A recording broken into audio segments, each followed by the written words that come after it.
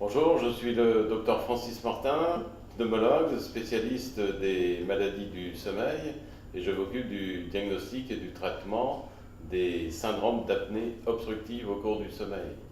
Cette maladie est due à la fermeture de la gorge pendant le sommeil qui provoque des arrêts de la respiration qui va perturber le sommeil et avoir des conséquences graves. Cette maladie est fréquente, entre 5 et 10% de la population. On la retrouve dans tous les pays. Et au Vietnam, une étude épidémiologique a montré que l'incidence de cette maladie était d'au moins 7% chez les adultes. Cette maladie a des conséquences multiples, va perturber le sommeil, entraîner un sommeil de mauvaise qualité, pas assez profond, de fréquents réveils la nuit, des envies d'uriner plusieurs fois la nuit, et tout cela va entraîner de la somnolence pendant la journée, avec des risques d'accidents de voiture, d'accidents du travail, et qui perturbent fortement la qualité de vie. La deuxième conséquence liée aux chutes du taux d'oxygène dans le sang pendant la nuit, ce sont des conséquences cardiovasculaires avec une augmentation des risques d'hypertension artérielle, augmentation des risques d'accidents vasculaires, cardiaques, risque d'infarctus, augmentation des risques d'accidents vasculaires cérébral, donc ce qui fait toute la gravité de la maladie. Pour la diagnostiquer, il faut faire des enregistrements pendant le sommeil. On peut faire des enregistrements simples, polygraphiques, en ambulatoire, à la maison, avec ce type d'appareil ApneaLink qui permet d'enregistrer la respiration, la saturation en oxygène dans le sang la nuit. Donc le technicien va vous montrer comment utiliser ces appareils.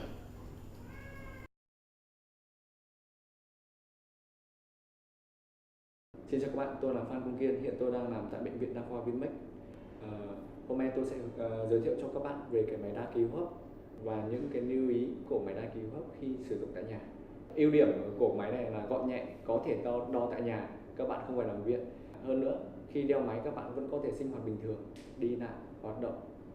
Cái máy này là cái đai cảm biến lông ngực. Cái cảm biến này sẽ đeo về bên tay phải bệnh nhân. Cảm biến oxy các bạn sẽ gài trước ngực nhé. Trước ngực. Tiếp theo đeo cái cảm biến oxy này vào đầu ngón tay. Tiếp theo nữa là cái cây dây cảm biến hơi thở.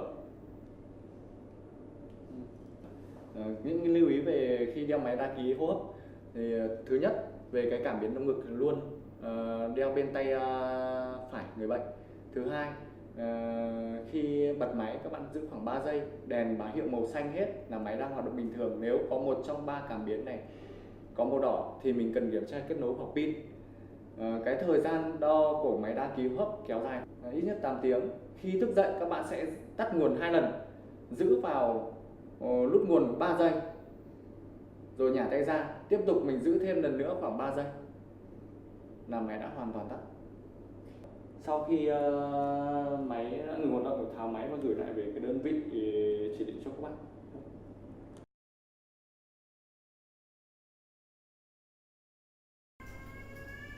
Pour le traitement de ces syndromes d'apnée obstructive au cours du sommeil, il faut utiliser pour les cas les plus graves la CPAP, la pression positive continue, qui constitue à porter un masque sur le nez la nuit, relié à un appareil qui envoie de l'air dans la gorge pour maintenir la gorge ouverte, éviter la fermeture de la gorge et éviter les apnées.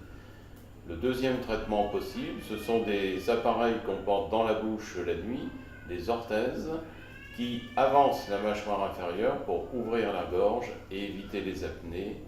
Tout cela permet de supprimer les apnées et de supprimer les risques liés à la maladie, risques de somnolence et risques cardiovasculaires.